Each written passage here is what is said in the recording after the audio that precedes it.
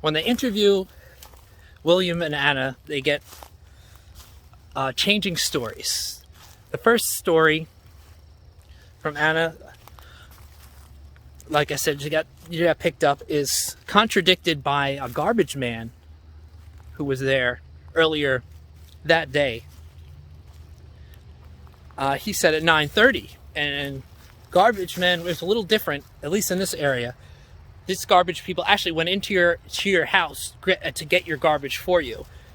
And he said the usual procedure is they had 2 cans of garbage, and they poured into one, he'd poured into one, and then poured into the truck. And he'd been working this job for a while. And he said for the first time ever, they had the garbage outside waiting for him in the large can. And he said they've never done that before.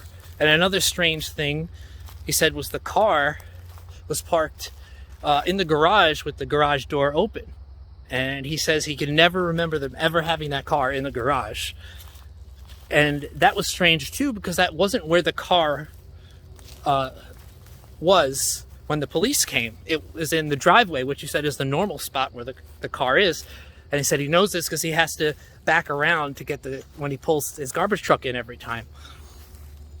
And he says that he's never past 9:30. He's very good on his time, and he said that he gets there every time 9 to 9:30. And Anna claimed that he got there at 11:30. So that's kind of strange. And another lie they get caught in is they say that Anna, the maid, can't drive. And she can drive. They ask witnesses, and the witnesses all that know her say, yeah, they see her driving all the time. So they get caught in that lie too. And another lie William gets caught in is, remember those 3 strange characters that he said? Well, all the people that were around the train station at that time, no one saw these people. He was the only one. And his story later changed to, originally he said 3, and then later on he starts saying there's 2. So they're not sure. What the newspapers picked up on that right away, actually. They made up their own conclusions that this was some kind of Russian. Blame the Russians. They said that that maid probably had Russian friends that were in back of this, and those were the Russians. But apparently, according to the people at the train station, around the train station in St. James, there was no such people. So there's that. And there's also, in addition to that, there's another lie that William says that he very rarely, if ever, goes to New York City, maybe once a year, twice a year, rarely ever. But they check records, and they check the Stony Brook train station guy, and the guy knows him, and he said he goes to the city all the time, maybe 3 or 4 times a month. So there's all kinds of lies being told. And so the FBI is automatically suspicious about these 2. They immediately think it's a love thing, that they were in love and they wanted to get her out of the way and get her money, which is a very logical conclusion. But they insist that they are not in love, even though they're very highly suspicious by the way they act towards each other. So, and the fact that they don't leave the house. They stay in the house living together. They put some FBI agents there just in case another ransom note or something happens, and they also want to monitor them. And that's the other strange thing, is there was no follow-up ransom note. They didn't go, obviously, because it leaked to the press. Everyone knew about it, so there's no sense in going. But they said typically if somebody wants money and they're holding somebody, they want to get the money and get that person off their hands as soon as possible. So, and there was no follow-up at all, nothing. So it'd be a very strange kidnapper who gave up so easily. But they want to find Alice. I mean, that would break open the mysteries. So they hire the biggest search in Long Island history. They get 150 police officers and hundreds of local volunteers, Boy Scouts, CCC workers, all these people, to search these woods here. 20 square miles all around the property. Every inch. They divided themselves into teams of 5, and they covered every inch of ground. Like I said, 20 square miles around this property, all over Stony Brook, all over this North Shore area, all the way to around Konkoma, which you've heard from my other videos.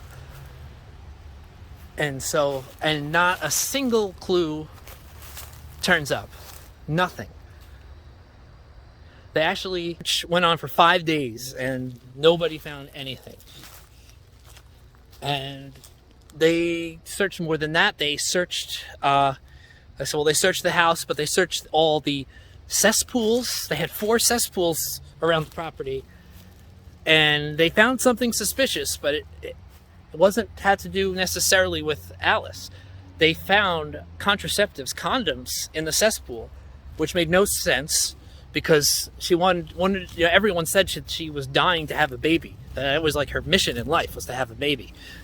So why would there be condoms unless there was a relationship? And that convinces Connolly, I should say Lieutenant Connolly.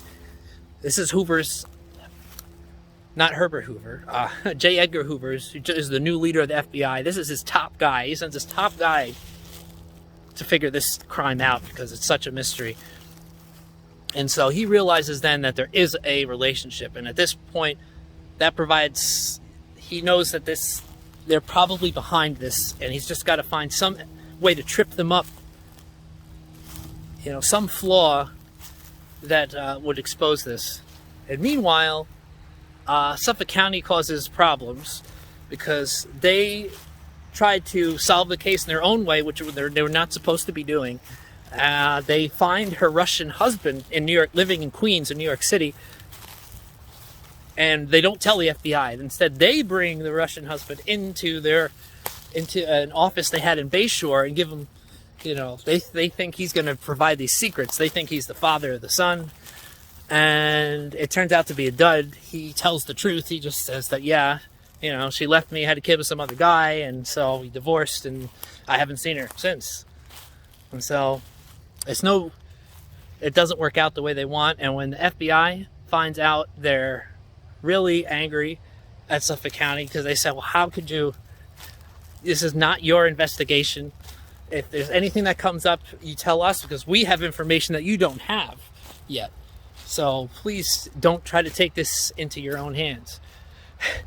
And they actually, Suffolk County, without telling them, brought in Anna and William for questioning because they thought if they saw this guy that they would break open, and they wanted all the glory. It didn't work. So it was another embarrassment for Suffolk County in the press. But yes, no clues, whatever. They don't have DNA evidence back then, so it was a lot harder to pin things on people. And they do fingerprint analysis. Oh, and a very important fact is they find another critical piece of evidence in the note that was written. Now, they did a handwriting analysis for Roy, William, and Anna to see if it matched the note. And they said, the experts came back, said no to Roy, no to William, but maybe to Anna. They said they can't conclusively say it's her, but they can't completely say it couldn't be her because she writes very differently in Russian and in English, and it's complicated, and they can't prove that it wasn't her.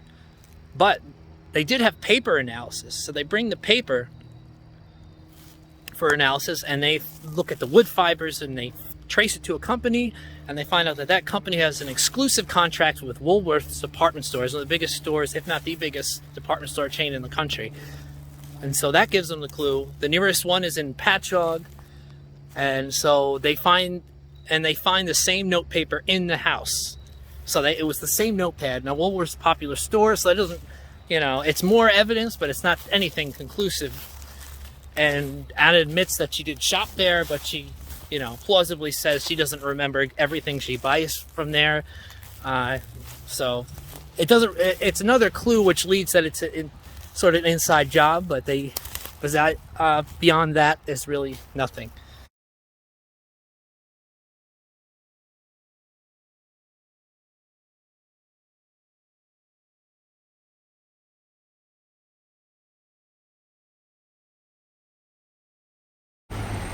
I am now in the picturesque village of Port Jefferson.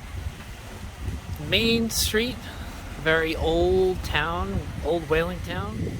See a ferry in the back, famous for their ferries to Bridgeport. You can even see Connecticut, really. Yeah, very interesting. And you say, what does this have to do with the story? Well, something in Port Jefferson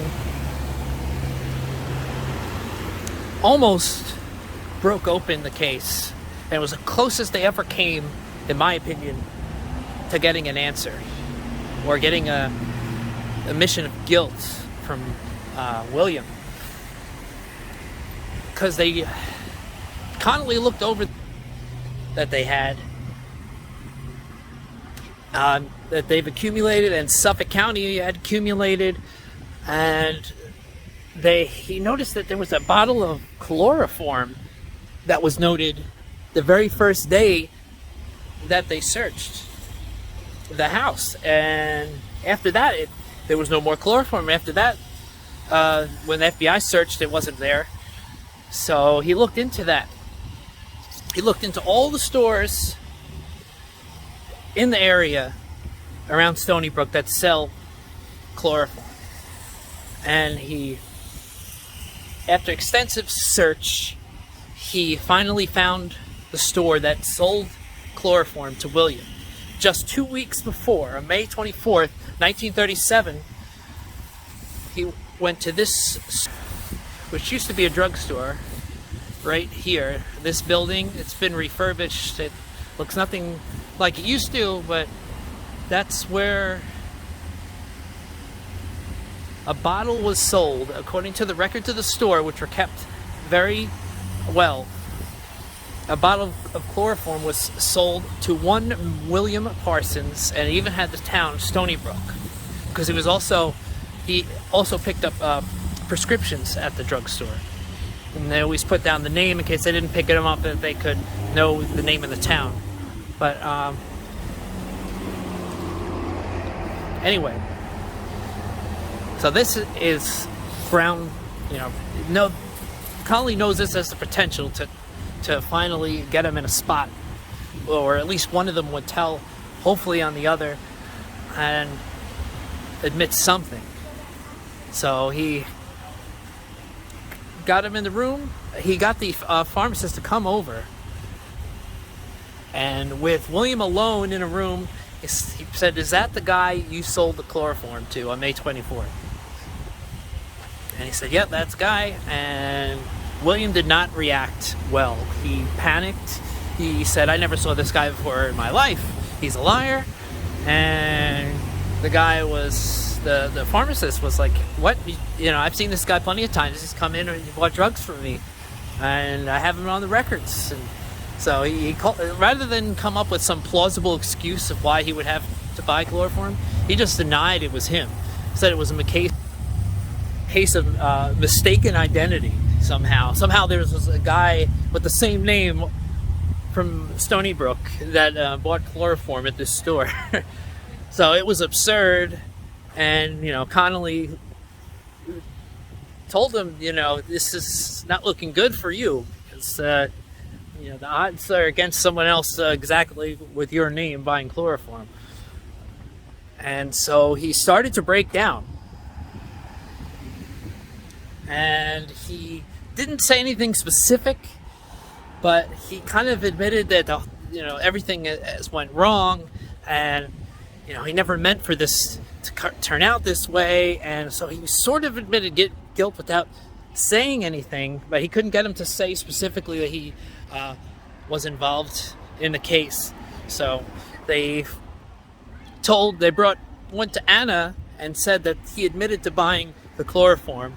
What do you have to say about this? And she said, "What chloroform? There's no chloroform." And they said, "Well, they found it. Suffolk County found it when they were investigating in your house, and then it disappeared." She played it smart. She said, "I know nothing about it. I never saw any chloroform here." And so she couldn't get anything out of her. So they decided to let them alone in a room together for a little bit to see what they would say. Of course, mic'd up didn't tell them that, but I'm sure they assumed because they whispered, and she berated him for saying that there was chloroform in here, and they said, what were you thinking? He said they don't have the bottle, they have no proof. If you say that you don't know what they're talking about, there's nothing they could do. And so she kind of straightened him out, and she made the excellent point, which would be reverberated in the case, that if there's no body, there's no murder, there's no bottle of chloroform, it never existed. They can't prove anything. So, apparently she probably got rid of it somehow when she made. They realized it was an oversight not to get rid of that bottle, which was half full, by the way. I mean, half empty, half full, whatever you want to look at it. So, it was used, and so they're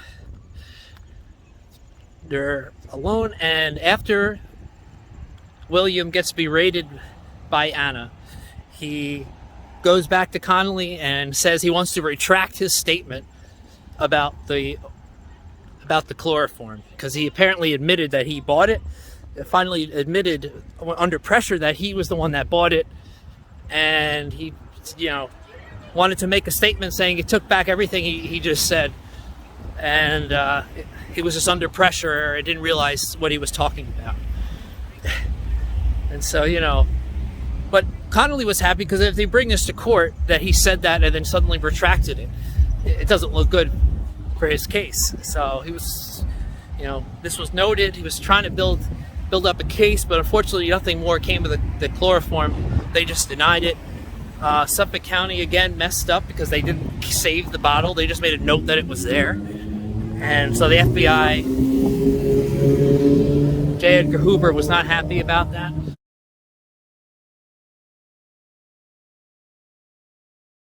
We are now in Flushing, Queens, which is where Anna and William were about to wind up. Because by the end of June, early July, they realized that, or the family was actually pressuring him, his family, that they should, him and Anna shouldn't be living together. They were already getting suspicious of Anna. They didn't like her, didn't trust her. She was thinking she was probably responsible. But they said this didn't look good, them staying at Long Meadow and living together there, just them two and Roy, obviously. So they eventually moved, or Anna moved first. She went over to live with the Russian family in Farmingdale. But the Russian family, she didn't tell them who she was exactly. Like she was, what was going on in her life. There's a mess here. So once they found out, they kicked her out. So she had to go to somewhere else. But William found her an apartment in Queens. And the FBI is surveilling them, by the way, all this time. And she starts getting these letters from someone named Mary Jones and her husband. I think it was Joe Jones. But, obviously fake names. But they were letters claiming that they knew where the body was. And, they want to know what the next step is. And it was actually a ploy by Lieutenant Connolly to try to get her to reveal information. He would leave an extra piece of paper with it, hoping she would write back. Eventually she did write back. But she was smart enough to figure out what was going on.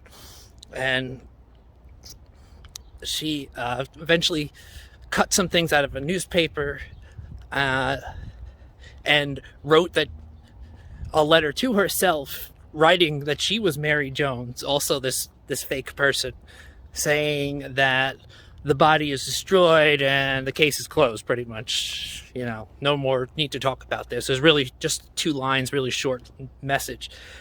And as with all the notes, she gave it to Connolly.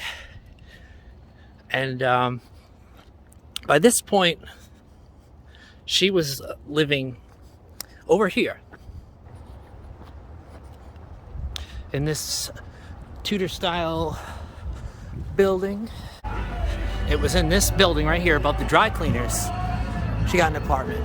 And conveniently, there was a storage room right next to where the apartment she was living in, and William actually moved in with her shortly after. They left Longmeadow. FBI still kept people in Longmeadow, but the FBI set up listening equipment, so they were listening to all their conversations at all times. Couldn't really get anything from that. But anyway, back to this letter scenario. Connolly usually discussed with her every time there was a letter. The letters were sent to different addresses, but always people that she knew, so it would come back to her. And Connolly wanted to know, by the time she got this letter, she wanted to know what her thoughts were on Mary Jones. He didn't know for sure yet that she sent this, or did he? Well, he probably did know. And but he said that the FBI's opinion was that she was just some crank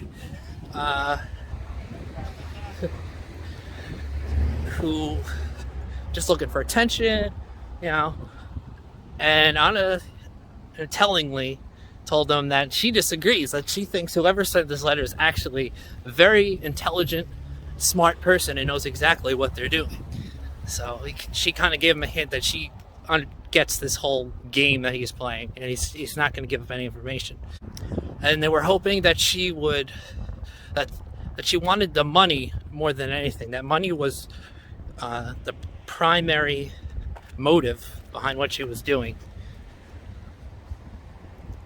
and not just a love affair. And, you know, money and the fact that she did certainly love her son, really protective over her son. So she wanted money for that to better take care of him as well.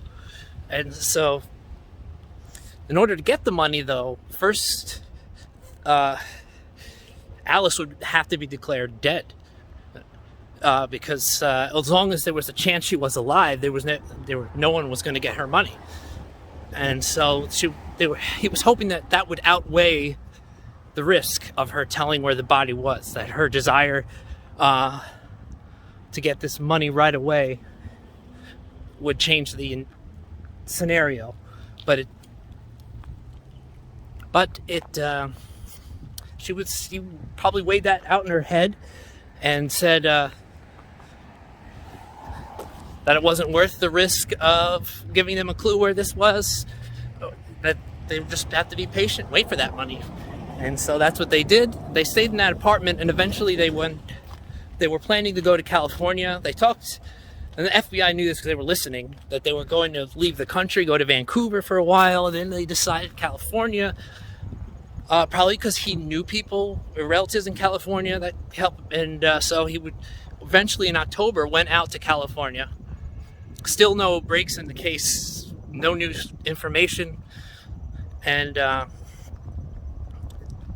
he would look for a place after staying with his brother, or I don't know if it was his brother, it was somebody related to him.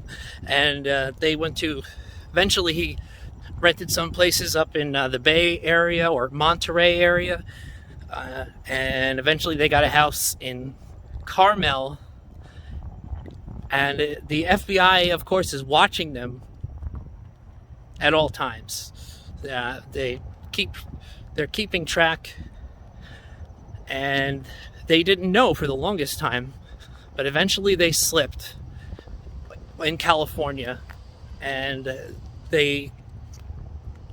Anna, and actually it was more William, realized he was being followed by a car, even though they had 3 different cars following him in sort of alternate times. So try not to get suspicious, but eventually he did, and it kind of ruined their whole plan. And eventually they unfortunately lost track of him right at the key moment that J. Edgar Hoover wanted them to record, and that was because Anna's arrival in California, going from New York to California, because they wanted to get the first moment that her and William were together alone, not with Roy, because they thought J. Edgar Hoover was sure that she would give up some information, because they would have to naturally ask each other questions about things that they couldn't write or talk over the phone about, and that she was going to reveal something, and was critical that they get that first meeting, that somebody hears what they talk about, that first meeting alone. And because of their discovery of these agents following them, they missed it. Because this was right after they picked up, he picked Roy and her up from the train station and was driving them to the place he was renting in Carmel, California. And so right at the key moment, they missed it. They didn't get this conversation that they really wanted. And it was from that point on the case started to sort of fall apart.